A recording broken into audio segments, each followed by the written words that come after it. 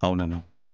పద్దుగారు చెప్తున్నారు కదా, ఎట్టి పరిస్థితుల్లోనూ మొక్కుబళ్ళు చెల్లించే తీరాలని. కానీ సార్, నేను ఈ పరిస్థితుల్లో అను, పెళ్లిలో నాతి చెరామి అని ప్రమాణం చేశాను. దాని అర్థమేంటో తెలుసా? ధర్మార్థ కామములలో నీ చెయ్యి విడవకుండా తోడుంటానని, నీతో కలిసుంటానని. నువ్వు నాలో సగమైనప్పుడు నువ్వే నేను కదా. నీ బదులు ఆ మొక్కుబడి నేను చెల్లిస్తాను.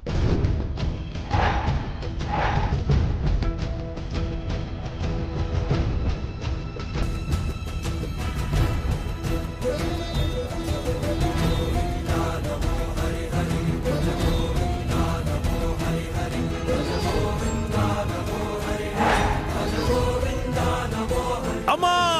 ఆర్య సార్,